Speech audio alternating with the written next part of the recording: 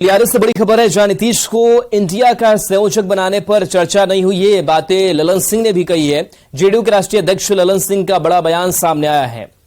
India के संयोजक का नाम फाइनल अब तक नहीं हुआ है। नीतीश को संयोजक बनाने की कोई चर्चा फिलहाल नहीं है। ललन सिंह ने बातें कही है। संयोजक को लेकर के अभी कुछ भी तय नहीं है। मुंबई की बैठक में नाम तय किया जाएगा।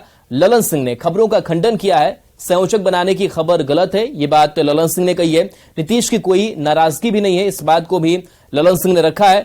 नीतीश गठबंधन के सूत्रधार हैं और रहेंगे।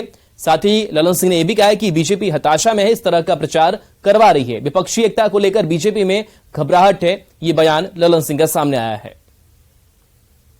दिल्ली रवाना होने के पहले उन्होंने उन तमाम कयासों का अंत करने की कोशिश की जिसमें ही चर्चा हो रही थी कि नीतीश कुमार बैठक में जब प्रेस वार्ता हो रही थी उसमें शामिल नहीं हुए, वो नाराज थे। उस कयास का अंत किया और उन्होंने कहा कि नीतीश कुमार की कोई नाराजगी नहीं है, नीतीश कुमार इस गठबंधन के सूत्रधार हैं और रहेंगे। साथ ही संयोजक को लेकर भी उन्होंने अभी कुछ भी नहीं कहा कि अगली बैठक होगी उसमें बहुत कुछ तय होगा।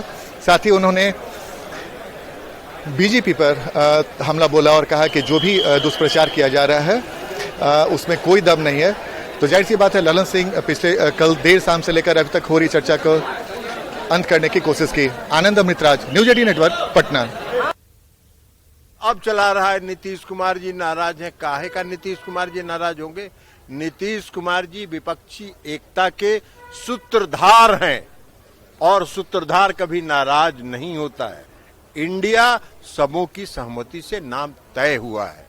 आज तक मैं भी 5 वर्ष रहा एनडीए में, आज तक कभी मोदी जी ने एनडीए की बैठक नहीं बुलाई। आज तक कभी बैठक नहीं हुई। हम भी 5 साल पार्लियामेंट में रहे एनडीए में। भ्रष्टाचारी पीएम तो खुद अपनी बात को याद कर लें। महाराष्ट्र में किसको भ्रष्टाचारी वो कर रहे थे? अमेरिका से जब लौट के आए थे तो महाराष्ट्र के बारे में जो उन्होंने चर्चा की थी, किसको भ्रष्टाचारी कहे थे, वो सारे आज किनके पास हैं? इसका भी तो जवाब आदरणीय प्रधानमंत्री जी दें। अभी ये सब कोई बात नहीं है। अब अगली बैठक जब मुंबई में होगी तब आगे की चर्चा होगी। जेपी नड्डा को रिपोर्ट सौंपी गई है। बीजेपी नेताओं पर लाठीचार्ज के मामले में रिपोर्ट जेपी नड्डा को सौंप दी गई है। बताया जा रहा है कि जेपी नड्डा को लाठीचार्ज की रिपोर्ट सौंप दी गई है। बीजेपी की कमेटी ने उन्हें रिपोर्ट सौंपी है। पटना में बीजेपी कार्यकर्ताओं और नेताओं पर लाठीचार्ज किया गया था। कार्यकर्ता और नेताओं को पीटा गया था। कार्यकर्ता और नेता की पिटाई हुई थी और इसी मामले को लेकर के बीजेपी ने कमेटी का गठन किया था। झारखंड के पूर्व सीएम रघुवर दास की अध्यक्षता में कमेटी बनाई गई थी। कमेटी गठन होने के बाद रघुवर दास ने बिहार आकर नेताओं से बातचीत भी की थी। घायल नेताओं और कार्यकर्ताओं से भी बातचीत की थी और अब रिपोर्ट जेपी नड्डा को सौंप दिया गया है।